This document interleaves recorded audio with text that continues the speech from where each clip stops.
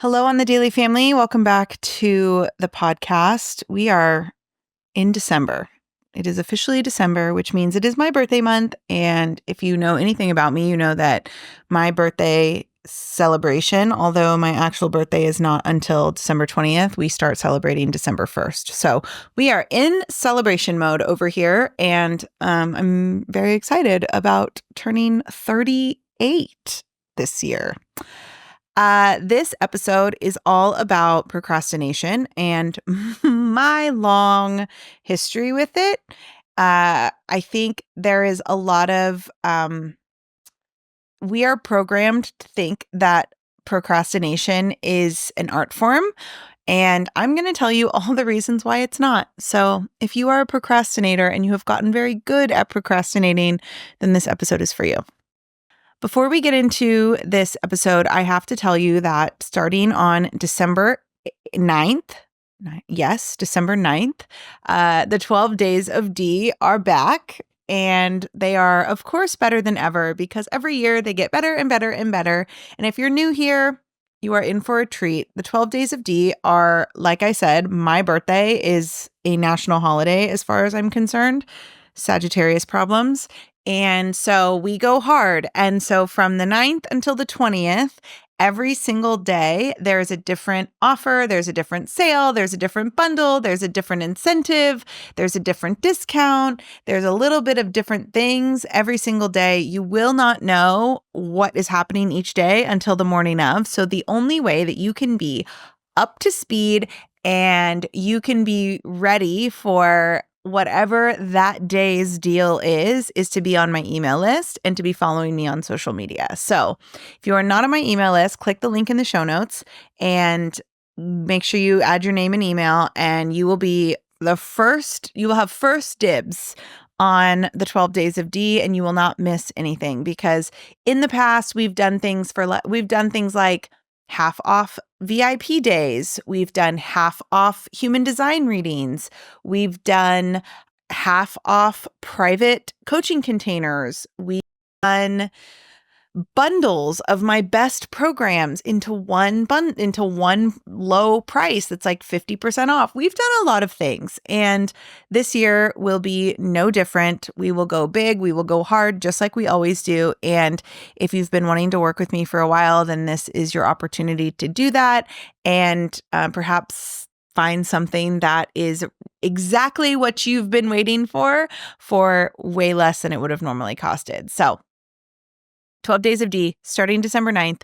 Make sure you're on the list. Make sure you're following my Instagram, Danielle_on_the_daily. All of the details will go there, and you will know each morning first thing in the morning what the deal is for that day. Okay, let's get into this episode. So when I was younger,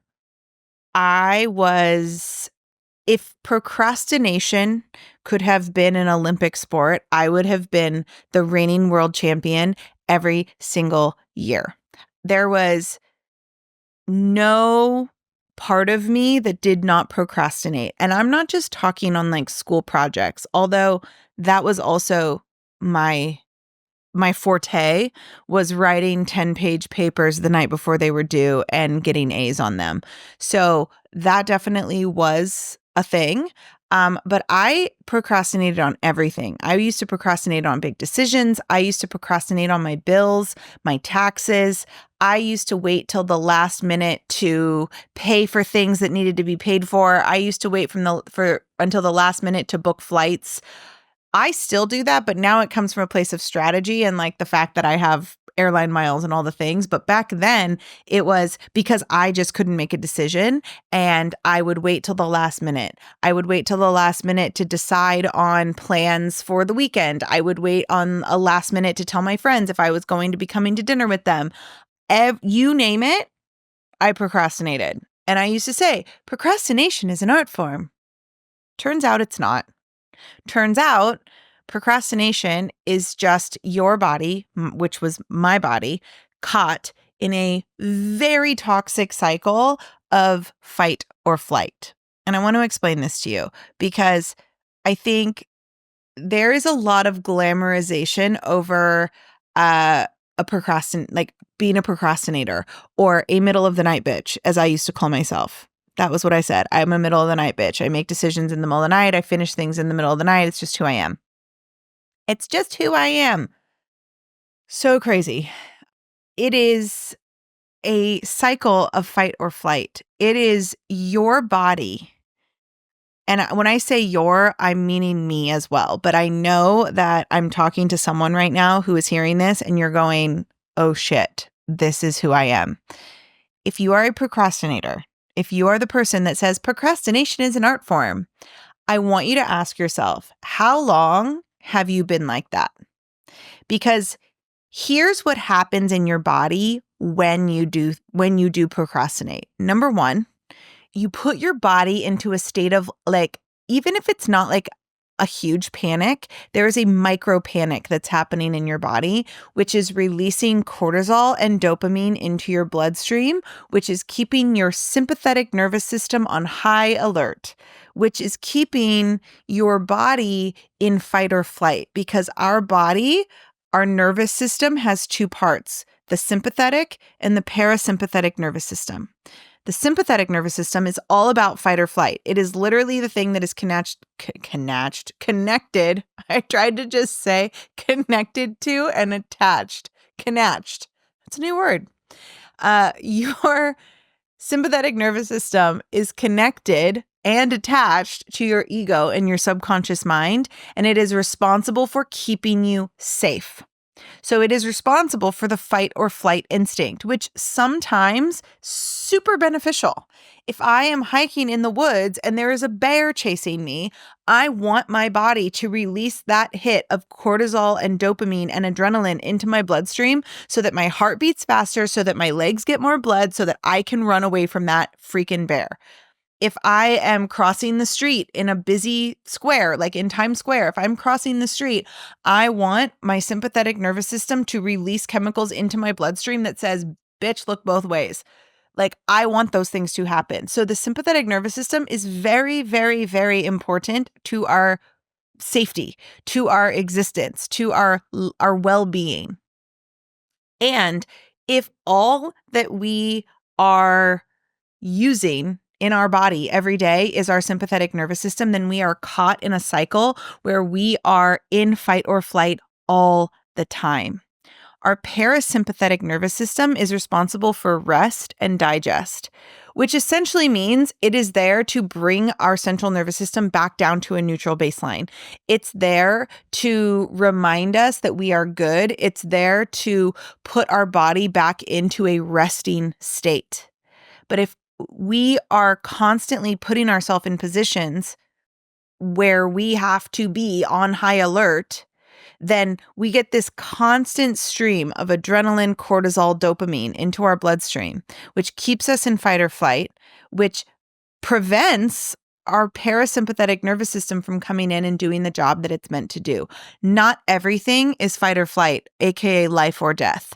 And when we become addicted to the feeling that our body, or when our bodies, I guess, become addicted to the feeling they get when they get that rush of chemicals, it doesn't really matter what is happening consciously. So consciously, we may be like, I am not going to procrastinate anymore. I am going to pay my bills on time. I'm going to do my taxes early. I'm going to finish my school papers before they're done. I'm going to finish that project for work way before it's due. I'm going to do that. But subconsciously, your body is super addicted to the feeling it gets when you don't do that. Your body is super addicted to the chemical release it receives when you are in panic mode. So we continue to keep ourselves in panic mode. And I did that for so long because I'm a firstborn daughter.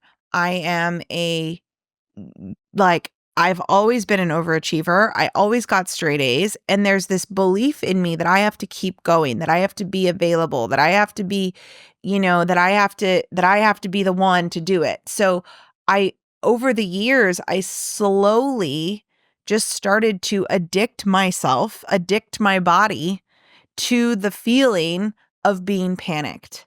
So even when I am convincing myself, and that's the other thing. The ego is really smart, and the ego is going to convince you that it's an art form, that you are an artist because you can efficiently and effectively procrastinate. But all it's doing is convincing you of that so that you don't stop and take a second to realize that your parasympathetic nervous system has been on vacation since like 2008. And that all you've been operating from is a place of panic, from a place of fear, from a place of, I have to hustle, I have to overwork, I have to do things last minute. Because even in those moments where you're doing things last minute, I want you to think about the feelings going through your body when you are procrastinating. Okay. So let's say you're waiting let's say you have a big project due at work, right? And let's say you wait until the last second to do that project, until the night before at 11 p.m., you decide you're going to do that project because this is, quote, this is how it works. If you're not watching this on YouTube and you're listening to this right now, I'm holding up quotation marks. This is how you get your best work done when you procrastinate. Like that's what you're telling yourself. But think about how it actually feels in the moment. You're tired.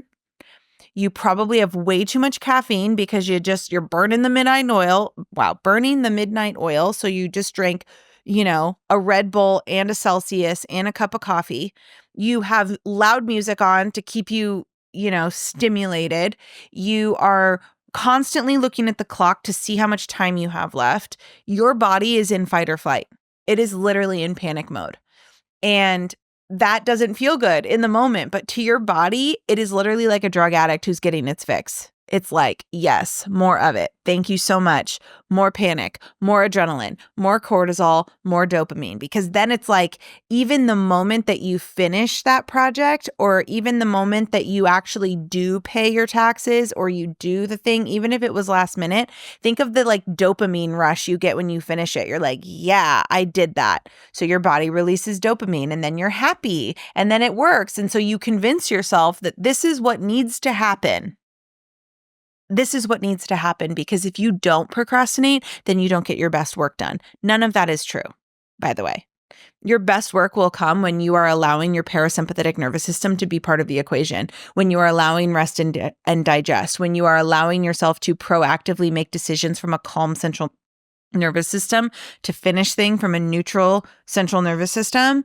That is actually when you will get your best work done. But your ego will never let you believe that, because it knows that your body is addicted to the feeling it gets when it gets that chemical release into the bloodstream from panic mode.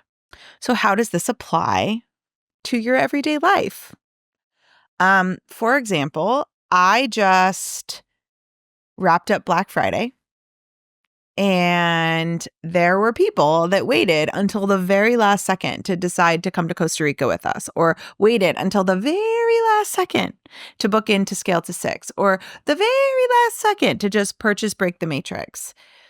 And that is something, especially if you purchase Break the Matrix, that is something we're going to work on. And when you finish Break the Matrix, and even if you did Scale to 6, when you finish those containers with me, you will no longer be a person who makes last minute decisions.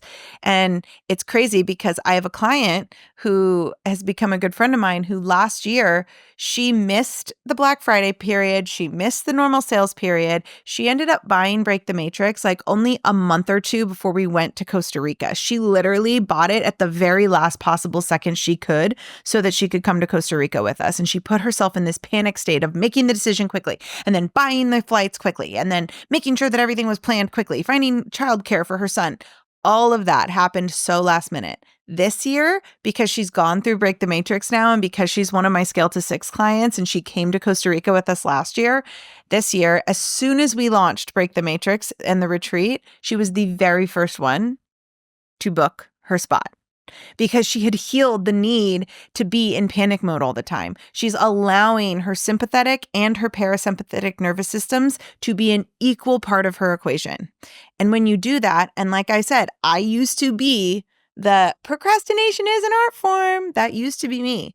But when you don't do that anymore and you make the decision to calm your central nervous system, it's going to feel so scary at first.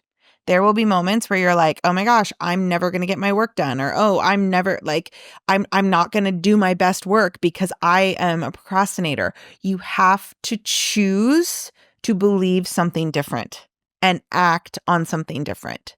And once you do, that is one very important piece to breaking the matrix, which obviously is everything I teach to anyone who works with me, is how to become unfuckwithable. Like, I'll be damned if I'm going to be fooled by my own ego. I'll be damned. Like, I don't let anyone fool me. And here I am for years being fooled by my own ego. No. No, no, no, no, no. Ain't nobody got time for that. We're not doing that over here. So think about how long you've been a procrastinator. Think about how long you've been telling yourself that procrastination is an art form. And then think about the actual feelings in your body when you're going through it.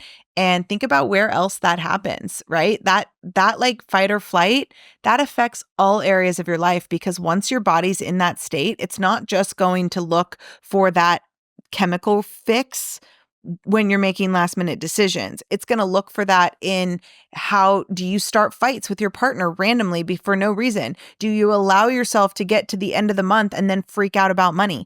Do you get on your phone and scroll social media aimlessly, just like looking for something to stimulate your brain, right? Like, these are all examples of you are caught in a fight or flight state. And when you are caught in that state, your body is receiving this constant drip of cortisol, adrenaline, dopamine.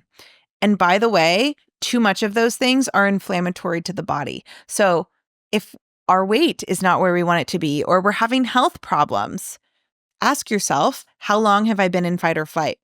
How long have I been convincing myself that procrastination is an art form? Because there's your answer. Everything is connected, y'all.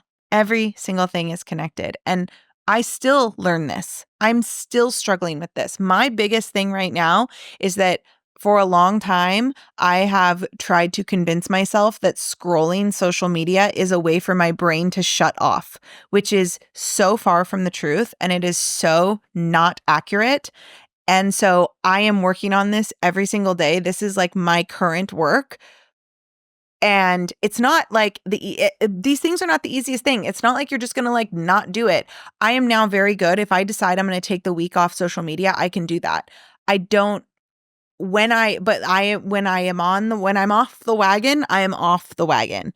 And so my current work right now is really working on like being okay not being stimulated, reminding my body that it's okay to not be stimulated all the time, to not need to scroll social media to calm my brain, because actually that's the last thing it's doing. It's stimulating. It's getting this like dopamine rush when you see someone likes your post, or when you see someone that, when you see a post that you like or a post that you don't like, you're getting a chemical release into the bloodstream, and you become addicted to the feeling your body gets when you have those feelings. So I hope that this was helpful. Break the Matrix, by the way, is still open for registration. There's a 6-month payment plan available all December long. So if you are like, oh shit, this bitch just called me out so hard, I call you out because I created a program for me 5 years ago, the program I needed 5 years ago. And so I call you out because I was you. I call you out because I have worked through a lot of the things that I'm calling you out on now. And I know that these are the things we as a collective need to learn to release in order for us to move forward into this evolution of consciousness and this new paradigm that we're all moving toward. So Break the Matrix is open. There's a 6-month payment plan. If I called you out, you need to get into this program. And don't wait until the last minute to do it. Just follow that intuitive ping you just got when I said that, and do the thing that your ego is screaming at you and telling you is unsafe. Because I promise you, it's a hell of a lot safer than staying in fight or flight. Like, on so many levels, it's a hell of a lot safer. Okay, we will be back next week with another episode. I also will be freshly back from the closing night at the Eras Tour because we leave on this Friday, the 6th. We leave for Vancouver to go see the final night of Miss Swift's Eras Tour. And before you go, oh my gosh, Danielle, you're so lucky. How did you get tickets to closing night? Let me just tell you, it's because I'm awesome. Okay. Love you all. See you next week. Goodbye.